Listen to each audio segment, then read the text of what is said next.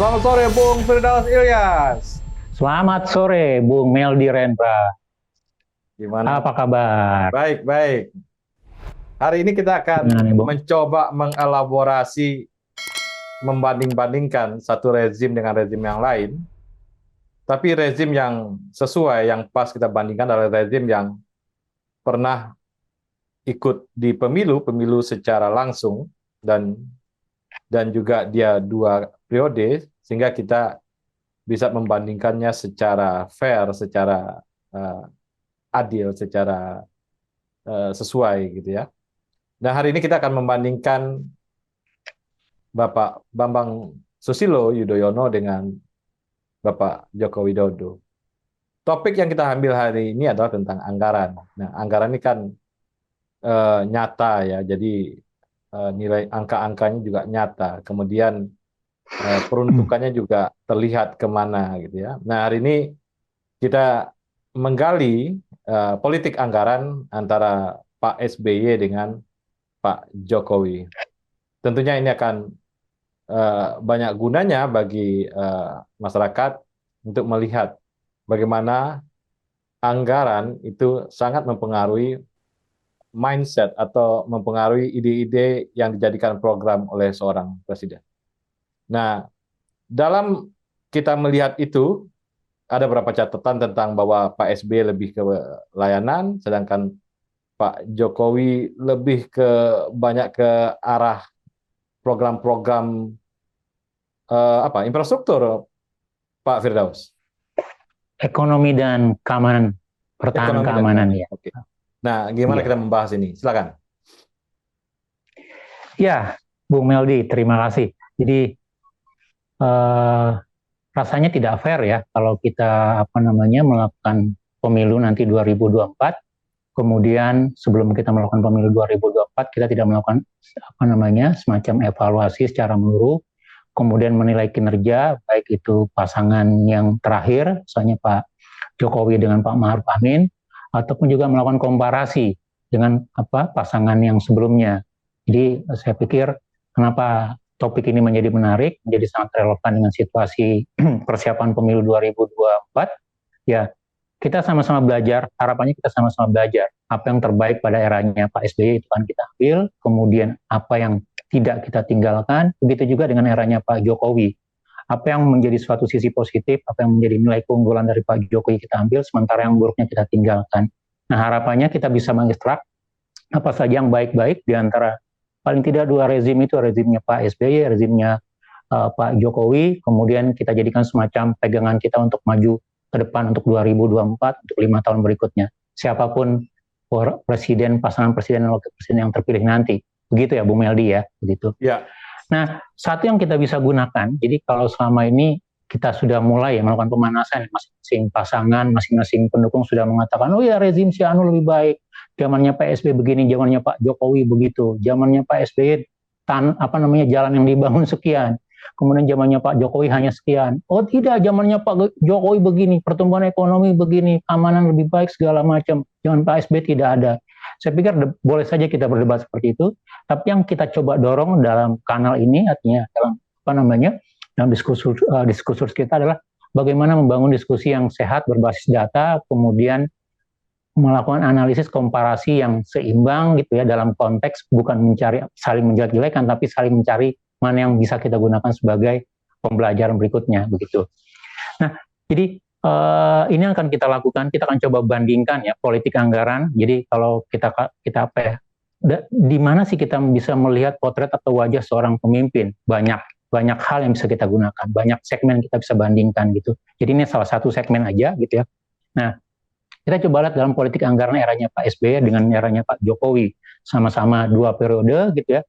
Mulai dari Pak SBY itu 2004 sampai 2014 ya, kemudian Pak Jokowi 2014 sampai nanti 2024. Jadi sama-sama 10 tahun lah begitu. Insya Allah ya Pak Jokowi masih setahun lagi gitu. Nah, kalau kita lihat dari politik anggaran, pertama yang kita coba bandingkan. Jadi dalam teknokrasi anggaran kita itu dalam nota keuangan, kemudian dalam perencanaan anggarannya. Jadi itu sudah ada semacam template, semacam nomenklatur yang akan kita coba ikuti terus-menerus yang bisa kita monitoring secara berkelanjutan begitu. Nah, template ini tidak terlepas dari 3 paket undang-undang keuangan negara. Jadi kalau teman-teman ingat ya sejak 2003 dengan ya Undang-Undang 17 2003 tentang keuangan negara, kemudian Undang-Undang 1 2004 tentang perbendaharaan negara, kemudian Undang-Undang 2006 tentang pemeriksaan gitu ya. Ini ada 3 paket yang coba mendorong reformasi keuangan negara agar dia lebih termonitoring secara baik, terencanakan secara baik, gitu ya, lebih akuntabel, lebih transparan segala macam. Nah, salah satu dari mekanisme teknokrasi dalam pengelolaan anggaran kita, siapapun nanti pemimpinnya, kita bisa lihat dari politik anggarannya. Nah, anggaran itu sudah diberikan semacam segmen-segmen ya, istilahnya pembagiannya. Nah, salah satu penggunaan pembagian yang diberikan adalah pembagian anggaran berdasarkan fungsi. Nah, sampai sekarang ada 11 pokok, jadi 11 fungsi utama di dalam pengelolaan anggaran, gitu ya, mulai dari fungsi pelayanan umum, fungsi pertahanan, kemudian keamanan ketertiban, ekonomi, lingkungan hidup, sampai yang terakhir itu pendudukan dan pelindungan sosial.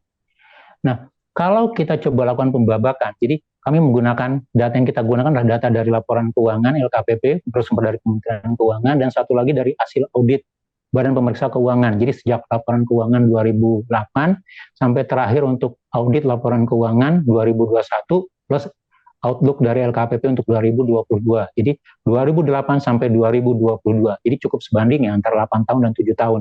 Jadi kita bisa komparasikan. Nah, dari 11 fungsi anggaran, kita bisa bandingkan kira-kira dari 11 fungsi tersebut mana yang menjadi fokus-fokus utama, mana yang menjadi beban utama dari masing-masing kepemimpinan eranya Pak SBY ataupun eranya Pak Jokowi begitu. Nah, kalau kita mau coba rata-ratakan, nanti ini kita bisa tampilannya di video berikutnya begitu ya. Pertama dari sisi misalnya untuk fungsi pelayanan, secara rata-rata itu gitu. Jadi komposisi anggaran pada eranya Pak SBY itu mendapatkan porsi terbesar, itu 67%. Jadi dibandingkan di eranya Pak Jokowi gitu. Jadi fungsi untuk pelayanan umum itu hanya 32%. Jadi pada eranya Pak SBY dari 2008 gitu ya. Jadi yang kita capture, yang kita tangkap dari 2008 sampai 2014 itu 67% dari komposisi anggaran pemerintah pusatnya. Jadi anggaran pemerintah pusat ya. Jadi bukan yang nanti ditransfer ke daerah, jadi pemerintah pusat aja itu 67%. Sementara zamannya Pak Jokowi 32%, begitu. Ini yang menjadi keunggulannya Pak SBY. Kemudian dari segmen yang kedua misalnya dari pertahanan, di eranya Pak SBY itu hanya 5% komposisi anggaran untuk pertahanan. Di eranya Pak Jokowi naik lebih dari 60% menjadi 8%, begitu. Begitu juga yang agak naik agak besar adalah untuk keamanan dan ketertiban. Di eranya Pak SBY itu rata itu hanya 2% komposisinya, sementara zamannya Pak Jokowi itu 9%-an gitu. Yang agak menarik, yang menjadi pembeda adalah kalau kita lihat dari awal gitu ya kampanye Pak Jokowi dibandingkan dengan yang sebelumnya, kan kita ingat ya ada beberapa proyek-proyek atau target membuka mulai dari keterisolasian, kemudian membangun sarana dan prasarana gitu ya. Nah, kalau kita bandingkan terutama untuk fungsi ekonomi, eranya Pak SBY itu hanya alokasinya rata hanya 9%. Nah, pada eranya Pak Jokowi itu naik lebih dari 2,5 kali, itu menjadi 22%. Jadi banyak sekali dari belanja-belanja fungsi ekonomi untuk tujuan-tujuan ekonomi itu lebih difokuskan pada eranya Pak Jokowi begitu. Sementara untuk lingkungan hidup sama, hampir rata-rata 1%, baik eranya Pak Jokowi, Pak SBY. Nah, kemudian untuk perumahan dan fasilitas umum rata-rata juga sama, sekitar 2% saja. Untuk kesehatan, ini juga agak berbeda ya. Jadi kalau kita lihat eranya Pak SBY, itu rata-rata hanya komposisinya 2%, sementara untuk eranya Pak Jokowi itu 5%. Jadi bisa kita katakan misalnya di eranya Pak Jokowi, komposisi untuk kesehatan itu relatif lebih tinggi gitu ya. Pariwisata budaya itu rata-rata sama di bawah 1%, jadi 0, sekian persen. Agama juga relatif sama, sekitar 1%-an gitu ya. Nah kemudian belanja yang berikutnya yang juga dedicated adalah untuk pendidikan. Nah pendidikan ini kan memang dialokasikan di APBN itu sekitar 20% ya. Di belanja di Undang-Undang Pendidikan itu 20%. Itu ditanggung oleh pemerintah pusat dan pemerintah daerah.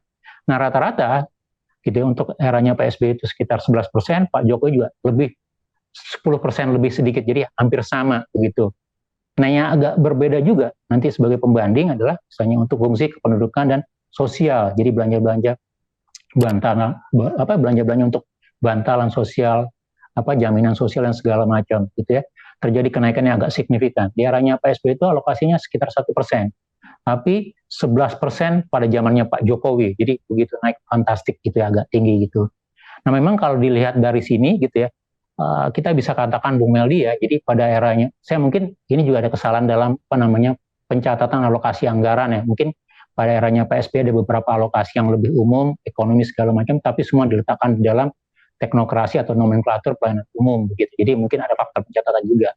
Tapi secara umum kalau kita lihat betul seperti yang Bu Meldi katakan tadi, pada eranya Pak SBY itu lebih banyak yang anggaran belanja negara itu dialokasikan untuk fungsi-fungsi pelayanan umum, public servant segala macam. Jadi penyediaan sarana prasarana, kemudian kelembagaan dan segala macam gitu.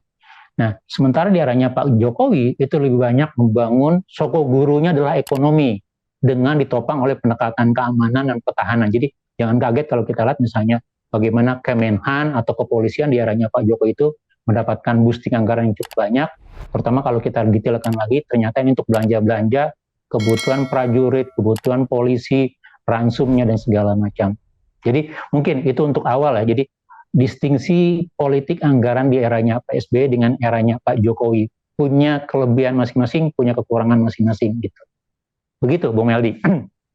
Bung Firdaus, apakah kita bisa melihat rezim SBY dan rezim Jokowi mana yang lebih populis dibandingkan mana yang lebih populis di antara dua itu? Kalau kita bicara populis, tentu kita lihat mana dari di antara mereka, baik itu Pak SBY ataupun Pak Jokowi yang banyak memberikan belanja-belanja dalam konteks kebutuhan atau belanja-belanja yang dirasakan langsung oleh masyarakat. Nah, mungkin pertama kalau kita secara general ya, kita ingat salah satu yang agak besar di eranya Pak Jokowi adalah pencabutan subsidi. Kita ingat pencabutan subsidi energi dulu ya di awal, begitu. Salah satunya akan digunakan untuk belanja infrastruktur gitu. Nah, kemudian dari komposisi ini kan nanti sebagian akan dibawa untuk belanja-belanja moral, belanja-belanja infrastruktur atau belanja pengadaan barang dan jasa, bahkan untuk menaikkan skema misalnya untuk kepentingan tunjangan di pegawai atau di ASN-nya gitu. Jadi saya pikir kalau kita bicara populis sebenarnya itu lebih banyak kalau dalam konteks periodisasi itu lebih banyak di awal periode. Jadi bulan madu itu biasanya di awal setahun 2 tahun pertama gitu ya. Itu nanti akan banyak belanja-belanja populis gitu. Nah, kemudian yang kedua, belanja-belanja populis juga akan muncul ketika misalnya masa akan pemilu lagi. Jadi tahun keempat atau tahun kelima. Nah, skema-skema belanja sosial, skema-skema belanja bantuan yang bantuan langsung, hibah dan segala macam gitu. Tapi untuk belanja-belanja yang tidak populis misalnya pencabutan subsidi atau belanja penaikan tarif pajak atau skema kebijakan seperti itu misalnya gitu. Itu biasanya banyak dilakukan pada tahun-tahun kedua, ketiga gitu. Secara umum sih menurut saya ya sama-sama memiliki sisi populis masing-masing ya. Zamannya Pak SBY mungkin kalau kita katakan sisi populisnya banyak di skema, kita banyak nina bobokkan tanda kutip ya, dengan kelimpahan dalam sumber daya alam, terutama migas. Jadi kita masih sangat surplus pada waktu itu, walaupun dikatakan tidak banyak ya, gitu ya. Jadi subsidi energi, terutama BBM dan listrik masih tinggi. Eranya Pak Jokowi tidak ada, gitu. Tapi di eranya Pak Jokowi, ketika belanja subsidi dicabut, gitu ya, itu diimbangi dengan belanja-belanja jaminan-jaminan. Jadi kalau kita ingat kartu-kartuan, jadi Pak Jokowi ini kan pada awalnya kartu-kartuan, kartu Indonesia Sehat, kartu Indonesia Pintar, begitu ya, masuk rumah sakit gratis, jadi kartu Indonesia Sehat segala macam. Jadi belanja-belanja yang notabene itu lebih banyak mengacu kepada segmen kesehatan, pendidikan atau bantuan sosial gitu. Itu juga ada di eranya Pak Jokowi. Jadi sama-sama memiliki kelebihan dan kekurangan, tapi sama-sama menerapkan skema belanja-belanja populis dalam rangka misalnya menjaga image gitu ya, dalam rangka menjaga memang pemerintahnya peduli kepada rakyat, dekat kepada rakyat begitu. Kalau kita lihat untuk anggaran-anggaran ASN nih, Pak Firdaus, apa yang bisa kita simpulkan dari SBY, dari era Pak SBY dan era Pak Jokowi? Nah, kalau kita kaitkan dengan ASN ya, kan kalau kita lihat dari sisi formasinya kan relatif sama, tidak banyak berubah ya, walaupun tidak terjadi penambahan pegawai yang cukup banyak kalau saya lihat, saya lupa angka pastinya berapa begitu. Nah, tetapi kalau kita mau coba lihat lebih detail lagi dalam intervensi politik anggaran, secara keseluruhan kalau kita mau coba singkap secara makro misalnya, pada eranya Pak Jokowi, ASN itu lebih banyak mendapatkan skema komposisi anggaran yang lebih tinggi dibandingkan eranya Pak SBY, gitu ya. Artinya penambahan tunjangan, gaji, fasilitas tunjangan itu jauh lebih tinggi di eranya, komposisi persentasenya Bung Meldi ya, itu lebih tinggi di eranya Pak Jokowi dibandingkan eranya Pak SBY. Itu kalau kita rata-ratakan dari periode 2015 sampai periode 2022 dibandingkan 2008 sampai 2014. Artinya apa? Di eranya Pak Jokowi, apresiasi atau remunerasi kepada pegawai itu jauh lebih tinggi. Tentu ini tidak hanya ditopang karena misalnya political will dari pemerintahnya atau dari pemimpinnya, tapi juga karena memang dukungan anggaran yang cukup ada begitu. Saya tidak tahu nanti, misalnya mungkin diambil dari pos lain, nah dari pos lain nanti diambil dari pos utang dan segala macam, itu sisi lain begitu ya. Tapi kalau kita bicara berapa apresiasi yang diberikan kepada pegawai atau ASN, eranya Pak Jokowi jauh lebih tinggi atau komposisinya lebih tinggi dibandingkan di eranya Pak SBY. Nah, pertanyaan strategisnya adalah kalau memang pada eranya Pak Jokowi ini ASN mendapatkan komposisi tunjangan gaji 13, gaji atau THR segala macam jauh lebih cepat begitu atau lebih besar komposisinya gitu ya. Atau diterapkan skema tunjangan kinerja. Jadi kan sejak 2013-2014 ya, atau ketika dari awal di DKI mungkin kemudian masuk ke presiden, ada skema tunjangan kinerja, TUKIN namanya, dan itu dibesarkan gitu. Nah, artinya ketika mereka sudah mendapatkan alokasi ini, pertanyaannya adalah apakah kita sebagai publik merasakan ada peningkatan tidak dari sisi pelayanannya, servisnya, dari ASN-nya gitu. Kalau dulu ketika kita di eranya presiden yang sebelumnya, eranya Pak SBY, oh ya kita ketemu pelayanan publik ini kayaknya tidak profesional, masih banyak birokrasinya. Nah kemudian apakah kita bandingkan ketika di eranya Pak Jokowi, ketika tunjangannya jauh lebih baik, gitu, gajinya lebih baik, sarana prasarannya lebih baik, apakah pelayanan publik yang kita rasakan itu membaik atau tidak gitu? Nah, saya pikir publik yang harus menjawab itu. Apakah kita mendapatkan skema pelayanan publik, akuntabilitas pelayanan publik yang jauh lebih baik atau tidak, begitu ya, begitu. Tapi itu seharusnya terjadi. Karena apa? Karena anggarannya sudah dinaikkan, begitu. Dari anggaran kita juga bisa melihat ya hal-hal yang disenangi masyarakat, misalnya jalan atau infrastruktur lah ya, atau kita menilai yang kasat mata di masyarakat desa misalnya. Bagaimana kita menilai anggaran zaman Pak SBY dibandingkan dengan anggaran zaman Pak Jokowi terhadap pembangunan desa, Bung Firdaus? Ini juga salah satu satu yang sedikit membedakan ya. Jadi dana desa atau anggaran untuk desa ini kan masuk dalam skema dana transfer ya. Jadi yang tadi kita bahas itu sekian itu bukan bagian dari dana transfer, itu adalah dana yang dikelola oleh pemerintah pusat, kementerian, lembaga atau non kementerian gitu ya. Tapi semua di pemerintah pusat. Nah, sementara di pemerintah daerah, jadi sebagian dari APBN penerimaan negara itu juga ditransferkan kepada pemerintah daerah. Bentuknya lebih baik itu DAU, DAK gitu ya, atau skema-skema lain termasuk yang terakhir itu dana desa.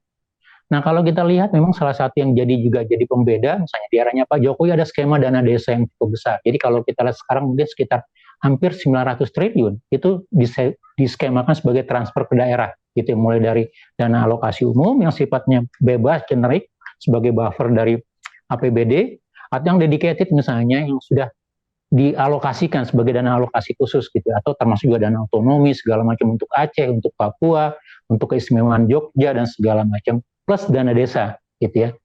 Nah, dari skema-skema baru ini termasuk untuk tunjangan untuk pemberian dana desa, pertanyaannya kita lihat apakah memang ini direncanakan secara baik atau tidak, walaupun dari sisi alokasinya semakin besar ya Bung Meldi ya. Jadi alokasinya semakin besar sekarang dana untuk desa gitu. Nah, desa yang mendapatkan juga banyak begitu ya gitu. Nah, pertanyaannya apakah dari alokasi yang besar ini itu apakah hanya dianggap semacam guyuran uang, guyuran untuk desa biar merasa diperhatikan gitu ya, atau juga memang ini sebagai bagian dari perencanaan pembangunan yang baik gitu ya, membuka keterisolasian gitu ya, karena APBD baik itu provinsi, kabupaten, kota ternyata tidak cukup banyak untuk juga langsung mengintervensi kepada desa. Nah, artinya kan salah satu kelebihan dari dana desa kan perangkat desa lah yang mengelolanya, merencanakan, membangun jalan desa dan segala macam gitu. Nah, harapan kita sih seperti itu. Ini sebagai bagian dari stimulus, bagian dari intervensi gitu ya, ketidakmampuan atau sesuatu yang belum dicapai atau dijamah oleh pemerintah pusat atau pemerintah daerah, tetapi bisa ditutup dengan alokasi dana desa itu. Jadi saya pikir ini satu catatan ya, walaupun kita lihat nanti impact-nya seperti apa, penambahan jalan desa, penambahan sarana prasarana desa gitu ya, penambahan kemampuan pelayanan di desa begitu ya, apakah meningkat atau tidak, atau jangan-jangan malah tidak meningkat begitu. Nah, satu yang menarik Bung Meldi kalau kita bicara anggaran di era membandingkan eranya Pak Jokowi dan era Pak SBY ya gitu ya. Pertama untuk belanja keamanan gitu ya. Jadi kita melihat bagaimana gitu ya belanja untuk keamanan gitu ya, belanja kamtip atau pertahanan itu naik agak tinggi di eranya Pak Jokowi. Jadi kalau kita katakan misalnya pertahanan itu dari 5% di eranya PSB menjadi 8% di eranya Pak Jokowi, keamanan ketertiban dari 2% menjadi 9% gitu ya. Nah, kemudian ekonomi dari 9% menjadi 22% di eranya Pak Jokowi. Pertanyaannya, apakah memang ini resep standar ya? Jadi kalau kita bicara ekonomi akan tumbuh jika ada jaminan keamanan ketertiban gitu. Nah, itu yang dilihat oleh pemerintahan Jokowi, kemudian mengatakan, oh iya, untuk menjamin pertumbuhan ekonomi, gitu ya, tidak ada gunanya kita misalnya membangun sarana prasarana di Papua, di daerah terpencil, tapi keamanannya tidak terjamin. Nah, kemudian didukung juga dengan intervensi untuk belanja-belanja pertahanan keamanan, begitu. Saya pikir itu apa namanya resep standar ya. Tapi pertanyaannya di sisi ekses lain misalnya, apakah juga belanja-belanja pertahanan keamanan ini juga menjadi sesuatu yang tanda kutip menjadi bumerang, gitu ya. Artinya apa? Pertumbuhan ekonomi gitu ya itu terjadi karena ada rasanya aman dalam artian tanda kutip ya, jadi orang merasa oh iya ini agak keras nih, jangan macam-macam gitu ya, kemudian dilengkapi juga misalnya kan kita ingat ya dulu ada beberapa berkali-kali gitu ya orang merasa kok keamanan pribadinya, hal privatnya itu diintervensi oleh kekuatan negara gitu ya, bahkan orang-orang yang dianggap kritis gitu ya, dianggap apa namanya memberikan catatan atau koreksi kok merasa di mata-matai tanda kutip atau merasa diikuti begitu. Nah, harapan kita sih itu tidak terjadi karena alokasi anggaran belanja kamtip atau belanja pertahanan yang besar begitu. Jadi memang gitu ya pertumbuhan ekonomi yang terjadi gitu. Misalnya dari alokasi memang untuk belanja-belanja ekonomi infrastruktur itu memang juga harus diimbangi untuk dengan belanja-belanja pertahanan keamanan ketertiban. Tapi bukan dalam rangka misalnya untuk menakut-nakuti atau membuat masyarakat atau publik tidak kritis, tidak melakukan saran atau perbaikan dalam rangka pembangunan, tidak mengkritik perencanaan pemerintah, tidak mengkritik misalnya akuntabilitas atau anti korupsinya pemerintah. Mudah-mudahan tidak seperti itu, Bung Meldi. Jadi itu yang menurut saya juga beberapa catatan lanjutan dari politik anggaran eranya Pak SBY ataupun dibandingkan dengan eranya Pak Jokowi ya, Bung Meldi ya. Jadi pada dasarnya, Bung Firdaus, politik anggaran itu kita kembalikan ke masyarakat atau rakyat. Dia merasa ada kemajuan pada dirinya atau ada rasa keadilan pada dirinya dengan anggaran yang dikelontorkan oleh pemerintah. Itulah ukuran-ukuran yang paling netral yang bisa kita amati dari masyarakat, sehingga mana yang dia pilih nanti kita lihat di pemilihan umum. Terima kasih, Bung Firdaus. Sama-sama, terima kasih Bung Meli Rendra. Salam Indonesia bersih.